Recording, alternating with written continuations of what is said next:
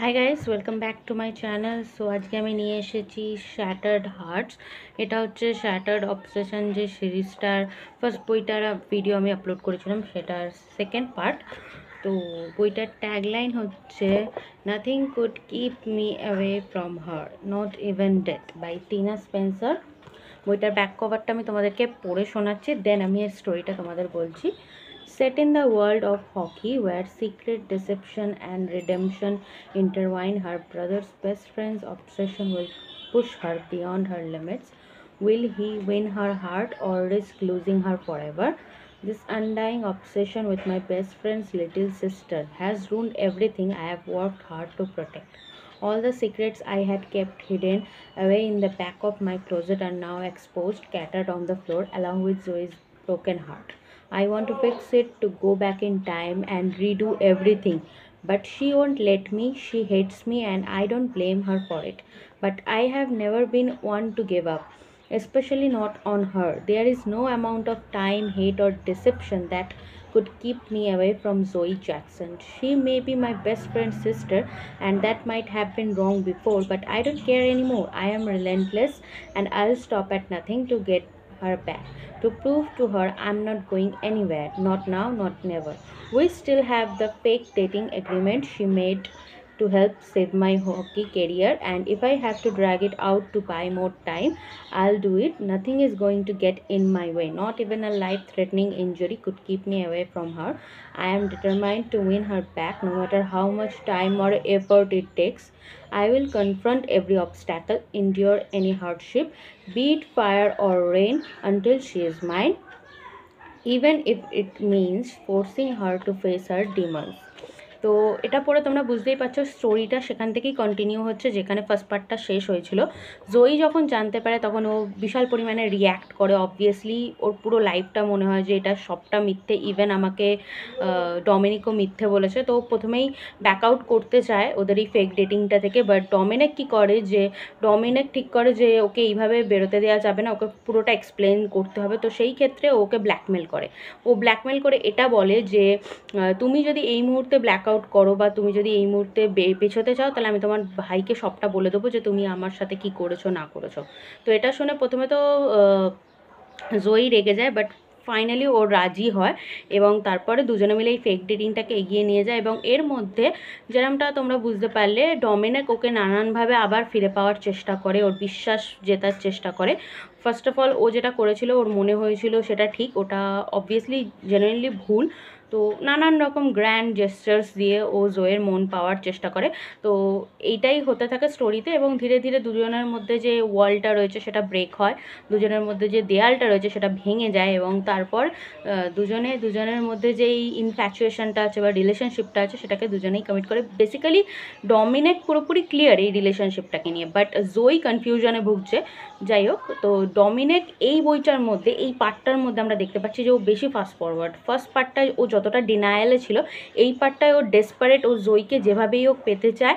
আর এই পার্টটা বেশি এন্টারটেইনিং, এর মধ্যে স্পাইসও ঠিকঠাক আছে, সবই ঠিকঠাক আছে। ইভেন ও জয়ীকে ওর যে ড্রিম সেটা পূরণ করতেও হেল্প করে। সেখানে জয়ী একটু ব্র্যাটের মতো বিহেভিং করে। জয়ীর চিরকালই ইচ্ছে ছিল আর্কিটেকচারাল সাইডে কাজ করা বা ওই রকম কিছু প্রফেশন পারসু করা। তো ম্যাডিসন স্কোয়ার গার্ডেনে এরকমই একটা প্রজেক্টে জয়ীকে না জানিয়ে ডমিনিক ওকে ইন্টারভিউয়ের জন্য পুশ করে। সেখানে জয়ী প্রথমে অ্যাকসেপ্ট করে না, বাট এই জেস্টারটাও ভালো। তো ধীরে ধীরে ডমিনিকও এটা বুঝতে পারে যে আমি জয়ীকে ছাড়া বাঁচবো না, জয়ীকে আমার লাইফে প্রয়োজন। যতই ওর ভাইয়ের বোন হোক, ওর ভাই আমার বেস্ট ফ্রেন্ড হোক, আমি ওকে চুজ করবো আমার বেস্ট ফ্রেন্ডের ওভারে গিয়ে, বিকজ আই ট্রুলি লাভ হার। তো এরকম হতে থাকে এবং জয়ীও দুর্বল হতে থাকে এবং জয়ী ওকে ক্ষমা করে দেয়।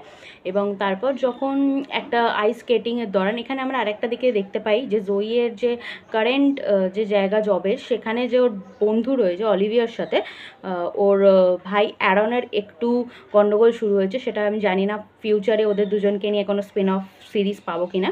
তো সেই ক্ষেত্রে ওই যে গেমটা হচ্ছিলো সেখানে ডমিনিকের খুব গুরুতর অ্যাক্সিডেন্ট হয়ে যায়। ওর স্কালে মানে কোনোভাবে ওই হকির যে স্টিকগুলো সেগুলো লেগে যায়, মানে বিশাল পরিমাণে হেড ইঞ্জুরি হয়। এবং সেই মুহূর্তে জয়ী সেই ফেক ডেটিংটার যে অ্যাক্টিংটা সেটাকে এতটা সিরিয়াসলি নিয়ে ফেলে, মানে অবভিয়াসলি অ্যাক্টিং করতে পারবে না, বিকজ ও ডমিনিককে মনে মনে ভালোবাসে। এবং সেই মুহূর্তে সবটা এক্সপোজ হয়ে যায় অ্যারানের কাছে, যেহেতু অ্যারানও ওই গেমে উপস্থিত ছিল, যে জয়ী যেটা করছে সেটা অ্যাক্টিং না, জেনুইনলি কেয়ার করছে ডমিনিকের এই অ্যাক্সিডেন্টে, এবং ওকে কনফ্রন্ট করে। এর মধ্যে দুই ভাই বোনের মধ্যেও কনফ্রন্টেশন হয়, বিকজ জয়ীর মা বাবাকে অ্যারান বেশি দিত। অ্যাকচুয়ালি জয়ীর মা বাবা আর অ্যারানের মা বাবা সেম, বাট জয়ীর মা বাবা মানে ওদের দুজনের যে প্যারেন্টস, তারা জয়ীকে সবসময় অন্যরকম ট্রিট করেছে, উল্টে অ্যারানকে সবসময় ভালো ট্রিট করেছে। তো সেই ক্ষেত্রে দুজনের মধ্যে কনফ্রন্টেশন হয়। জয়ী ওকে বলে যে তুই ভাই হয়ে কী করছিস, আমাকে টাইম দিস না, তোর বন্ধুর দিকে ঠেলে দিস, এখন আবার তুই এসছিস আমাকে দেখাতে ওভার প্রোটেক্টিভ বাদার। তো সেই রকম নিজেদের মধ্যে এরা ডিসপিউট ঠিক করে নেয়। এবং তারপর যখন ডমিনিক ঠিক হয়ে যায়, তখন জয়ী আর ডমিনিক আবার একসাথে থাকা স্টার্ট করে। এবং একদিন কি হয়, হঠাৎ করে অ্যারান আসে, এবং অ্যারান এসে ডমিনিককে বলে তুই আমার বোনের থেকে দূরে থাক, তুই ভালো না, এই হ্যানা তেনা। তো সেই মুহূর্তে ডমিনিক অ্যারানের সামনেই বলে যে আমি তোমার বোনকে নিয়ে সিরিয়াস, আমি তোমার বোনকে ভালোবাসি।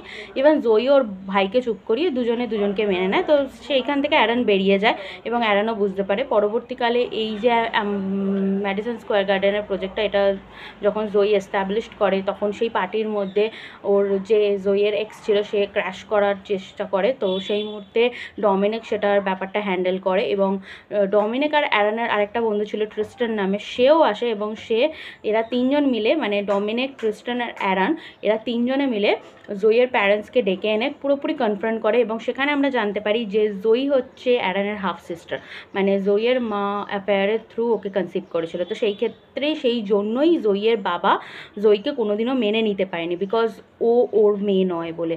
আর জয়ীর মা জয়ীর বাবাকে হ্যাপি করতে গিয়ে জয়ীর সাথে মিসট্রিটমেন্ট করতো। তো এই ক্ষেত্রে এরা তিনজনে এক হয়ে যায়, অ্যারানও এক হয়ে যায়, এবং নিজের বোনের হয়ে ফাইনালি স্ট্যান্ড আপ করে। তো এরপরে হ্যাপিলি এভার আফটার হয়ে যায়। অ্যারান, ডমিনিক আর জয়ীর রিলেশনশিপটাকেও মেনে নেয়।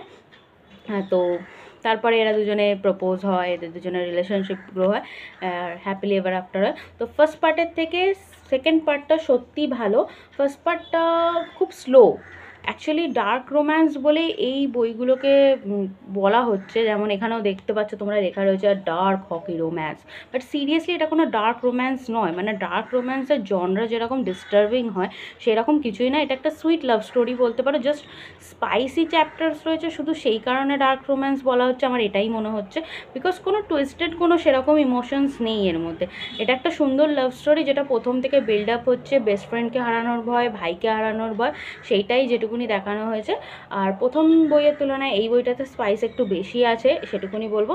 যারা সবে সবে একটু স্পাইসি তাবু বই পড়তে চেষ্টা করছো, তাদের জন্য, বিগিনারদের জন্য এই সিরিজটা ভালো। ওভারঅল স্টোরিটা খুব আহামরি কিছু না, বাট ভালো। আর আমি একটা জিনিস দেখলাম যে টিনা স্পেন্সারের বইয়ের মধ্যে ফার্স্ট পার্ট বলো সেকেন্ড পার্ট বলো, খুব লেন্থি চ্যাপ্টারগুলো না, আননেসেসারি না। দুটো ক্যারেক্টারের মধ্যে যে ফিলিংসগুলো রয়েছে সেগুলো ভালোভাবে মানে এক্সপ্লোর করা হচ্ছে, সেগুলো ভালোভাবে এক্সপ্যান্ড করা হচ্ছে, তোমাদেরকে পুরো ডেসক্রিপশান দেওয়া হচ্ছে যে ও কী ভাবছে, ওর মাথায় কীভাবে কাজ হয়, ইভেন তোমরা অনেকে সেটা রিলেট করতে পারবে। তো ওভারঅল বইটা ভালো, সিরিজটা ভালো। তোমাদের যদি ভালো লাগে তোমরা এটা মিশো থেকে পেয়ে যেতে পারো, এই দুটো সিরিজ একসাথে 500 টাকার মধ্যে। আর যদি তোমরা চাও অ্যামাজন, ফ্লিপকার্টে সিঙ্গেললি কিনতে পারো, তাতে একটু দামটা বেশি পড়বে। এগুলো ইবুক প্রিন্টিং, আর কোয়ালিটি খুবই ভালো। আমি মিশো থেকে পারচেস করেছি, অ্যান্ড মিশো সত্যি গ্রেট ডিল দিচ্ছে। আমাকে এবার মিশোর স্পন্সর করা উচিত, কারণ ওদের থ্রু অনেক বই আমি পাচ্ছি ডার্ক রোম্যান্সের, আর আমি ফ্রিতে ওদের রিভিউ করছি। তো ভিডিওটা ভালো লাগলে অবশ্যই like, share, subscribe and comment করো। টাটা।